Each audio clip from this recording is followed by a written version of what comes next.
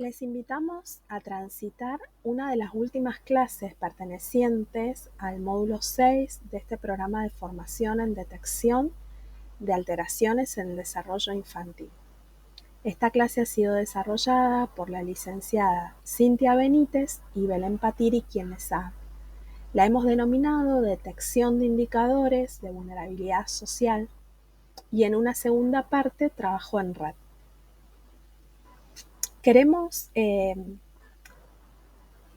nombrar esta palabra detección como un ejercicio de visualización, de visibilización y de desnaturalización de los contextos sociales en el que las poblaciones en las que trabajamos viven. Les proponemos entonces algunos objetivos para pensar. Uno es poder darles un marco de referencia sobre los indicadores de vulnerabilidad social que impactan en la primera infancia y en sus grupos familiares, y que asisten cotidianamente a los espacios donde desarrollamos nuestras consultas. Y otro objetivo es contribuir a la detección oportuna de los problemas del desarrollo, pero en clave de contexto, es decir, considerando a los niños y las niñas de manera integral en procesos situados y singulares.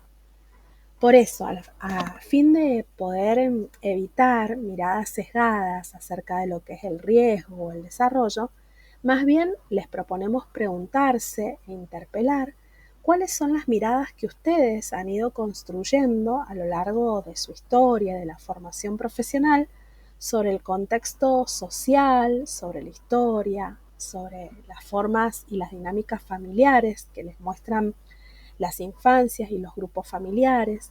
¿Qué condiciones advierten ustedes en la consulta? Hablamos de condiciones sociohistóricas, económicas, culturales, condiciones de vida. Y también, ¿qué piensan o qué creen ustedes que es posible en términos de desarrollo en los contextos en los que viven las infancias y las familias que atienden? Nos parece muy relevante primero partir de que esta clase, que este escrito se sustenta para poder pensar acerca de la vulnerabilidad social en el paradigma de los derechos humanos. Y vamos a hacer énfasis en uno de los instrumentos que componen el paradigma de derechos humanos y que es parte en el artículo 75 de la Constitución Nacional, la Convención Internacional de los Derechos de Niños, Niñas y Adolescentes. Es muy importante saber que este instrumento es de carácter obligatorio, es decir, que una vez que nuestro Estado, nuestro gobierno o los gobiernos lo ratifican, están obligados a su cumplimiento. Hasta hace no mucho tiempo, el paradigma que permeaba las prácticas de intervención profesional o de las instituciones era el llamado paradigma o doctrina de situación irregular. El Estado era quien se encargaba de controlar, de tutelar y de corregir a las infancias y a las adolescencias, y aquí estos eran considerados como menores y absolutamente incapaces. Por lo tanto, el Estado, bajo una figura que era una figura central, el juez tutor, el juez de familia, establecía qué acciones, qué correcciones, qué tutelas llevar adelante sobre este grupo poblacional, ¿sí? Siempre eran considerados objetos de intervención, ¿sí? De intervenciones donde lo que primaba era la institucionalización, la internación para corregir y para rehabilitar a los menores. A partir de 1989 se dan a lo largo, sí, como un proceso histórico, se da la construcción de esta convención, y en 1990 nuestro país adhiere al paradigma de protección integral, y es en ese momento que se ratifica la convención dentro de nuestra Constitución. Implica una ruptura, ¿sí? Un cambio importante en cuanto al desarrollo de qué prácticas va a llevar adelante el Estado y la sociedad y desde qué mirada. En primera instancia, el Estado y sociedad pasan a ser garantes, no tutores, sino garantes, responsables de garantizar los derechos de las infancias. Y el niño y la niña dejan de ser considerados meros objetos de la corrección, de la tutela, y pasan a ser considerados titulares, sujetos de derecho. Es muy importante tener esto en cuenta en nuestras prácticas, cómo nosotros miramos a las infancias, si como objetos de nuestras prácticas o como sujetos activos de la intervención que podemos desarrollar con ellos. Dos pilares fundamentales de la Convención son que estos son sujetos plenos de derecho, titulares de respeto, de dignidad y de libertad. Entonces podemos ir pensando cómo desarrollamos nuestra intervención y que además las infancias son consideradas como personas con necesidades de cuidados especiales por la condición particular de desarrollo. Es decir, que tienen los mismos derechos que los adultos y las adultas, pero además derechos especiales que devienen de esta condición de desarrollo particular. Ahora queremos resaltar un artículo de esta convención que es fundamental en el ejercicio de nuestra tarea. No solo porque es parte de nuestra tarea, sino porque se encuentra en la actualidad en tensión. Podemos decir que estamos viviendo probablemente tiempos donde este derecho no se está efectivizando totalmente. El artículo 24 dice que los estados partes, es decir, aquellos estados que ratifican, reconocen el derecho de los niños al disfrute pleno, ¿sí? De todos los servicios que aseguran el tratamiento de enfermedades y la rehabilitación, ¿sí? Son responsables del pleno disfrute de la salud de las infancias, de niños, niñas y adolescentes. Lo tienen que asegurar vía los servicios sanitarios. Bueno, y acá hemos mencionado algunos de esos derechos o prácticas que los estados, vía sus distintos actores, la sociedad y la comunidad en su conjunto, tienen que llevar adelante, como son reducir la mortalidad, la asistencia médica en todos los niveles, en APS y de alta complejidad, combatir enfermedades, ¿sí? Combatir la malnutrición, proveer servicios específicos para evitar enfermedades, poder llevar adelante prácticas preventivas y orientativas, desterrar prácticas culturales que pueden ser perjudiciales para la salud. Bueno, algo para ir pensando, cómo se está dando la efectivización de este derecho. Entonces, si consideramos que nuestras prácticas están sustentadas en el paradigma de los derechos humanos y en la Convención, nuestra concepción de la vulnerabilidad social está unida, estrechamente vinculada a garantizar esos derechos. Cuando estos derechos se ven amenazados, por ejemplo, como recién mencionábamos, el de la salud en el artículo 24, o podemos pensar en otros, sí, el derecho a acceder a sistemas de apoyo, espacios de estimulación, cuando esos derechos se ven amenazados, no garantizados o incluso violados, es que nosotros hablamos de vulnerabilidad social. O sea que la vulnerabilidad social está estrechamente ligada a la concreción de los derechos de las infancias. Volvamos al paradigma de protección integral.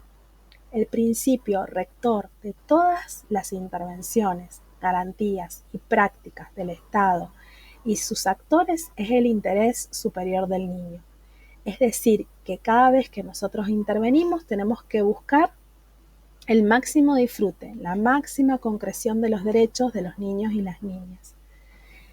Y otros principios que están unidos, anudados a este principio rector y que nos parece muy importante resaltar y tener en cuenta en nuestras intervenciones, en la detección que hacemos, en el trabajo con las familias, es el de corresponsabilidad y el de responsabilidad parental.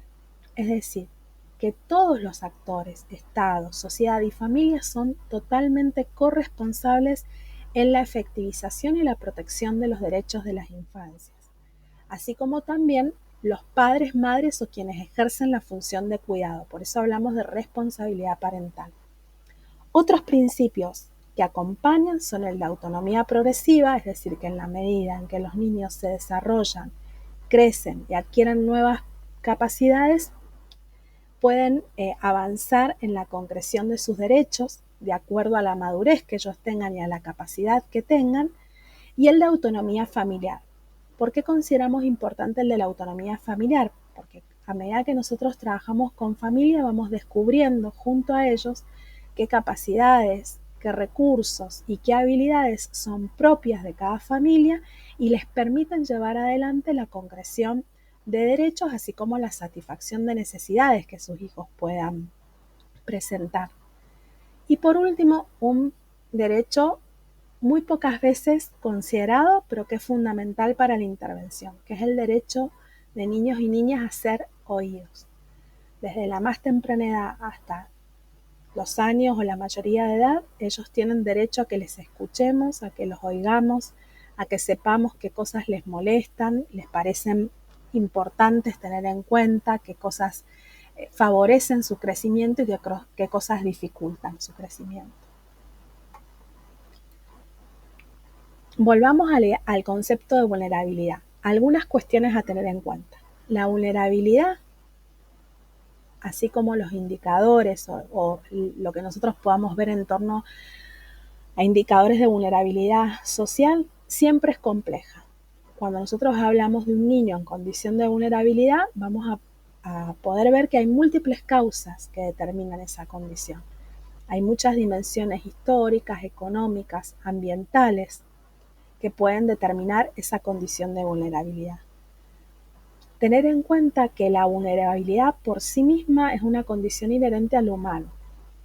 Nacemos y necesitamos de un otro para poder vivir, ¿sí? Pero si nosotros unimos esa condición inherente, que es esencial de la humanidad, a los determinantes sociales de la salud, hablamos de vulnerabilidad cuando este sujeto, este niño, niña o familia, está expuesto a circunstancias adversas, más esa capacidad que nosotros podamos ver en esa infancia y en esa familia para enfrentarla.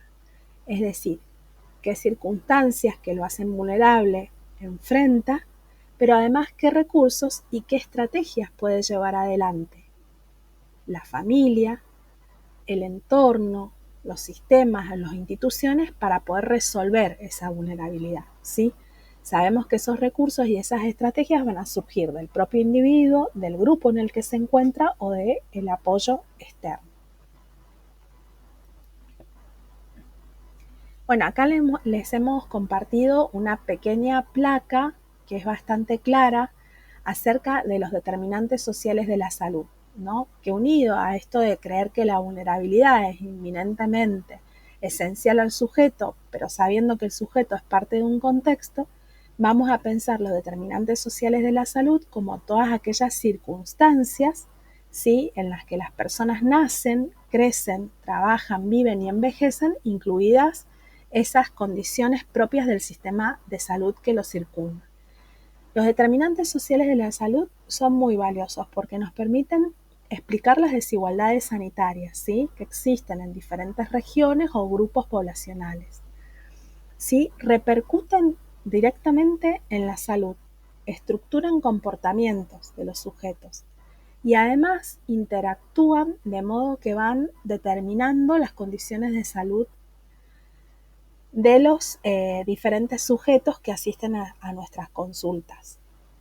Estos determinantes de la salud tienen diferentes componentes. Nosotros los podemos mirar desde los niveles más macro, como las políticas estructurales que se establecen respecto de lo social, la salud, la educación, la vivienda, diferentes elementos, y también las condiciones más específicas que tenga ese grupo familiar o sujeto en relación a condiciones de vida, de empleo, ingresos para satisfacer sus necesidades básicas, qué vivienda habita, qué factores conductuales o estilos de crianzas tienen, estilos de vida, a qué servicios de salud acceden, ¿sí?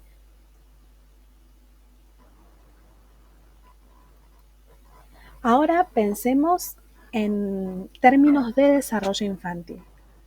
Vamos a llamar factores facilitadores del desarrollo infantil a aquellos que garantizan y protegen derechos, ¿sí? Y que también promueven el despliegue de las potencialidades propias del desarrollo infantil.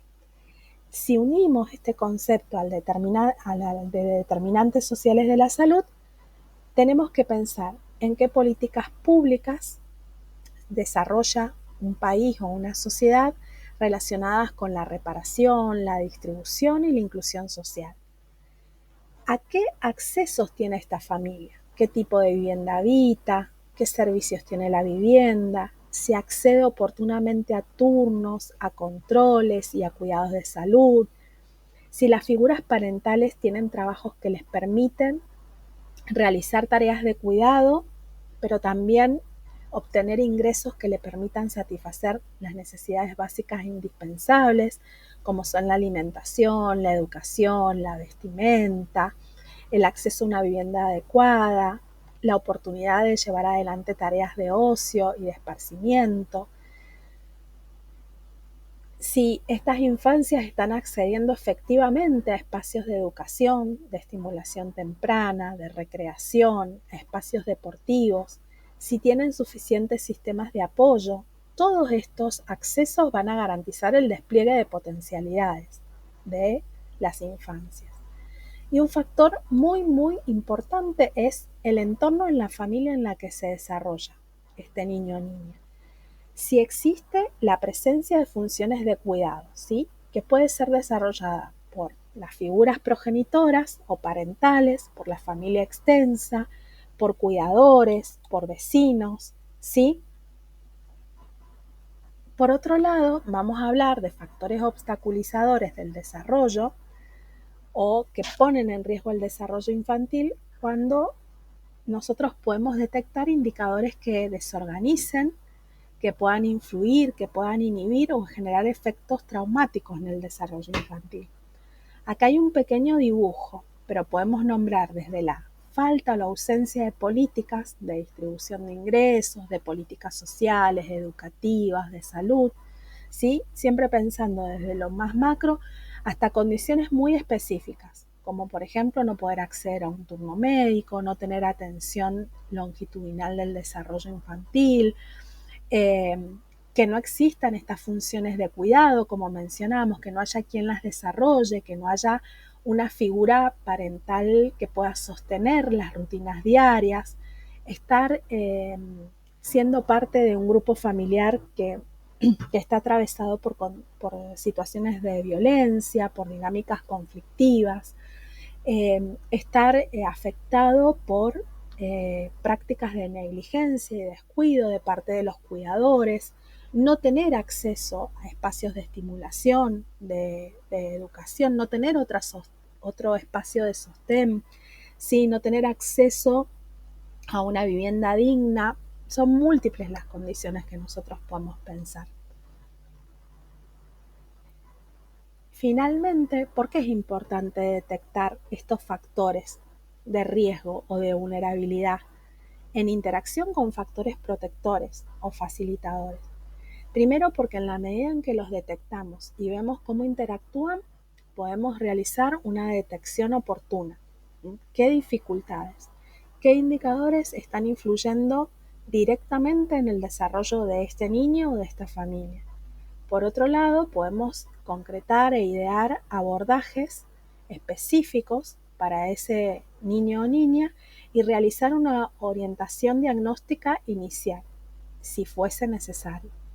También porque en la medida que podemos ver la interacción de estos factores de riesgo, así como factores facilitadores, podemos diseñar un acompañamiento en el curso de desarrollo. Y por otro lado, también podemos idear de manera individual, en la consulta o en trabajo interdisciplinario, estrategias de promoción del desarrollo, así como estrategias de prevención.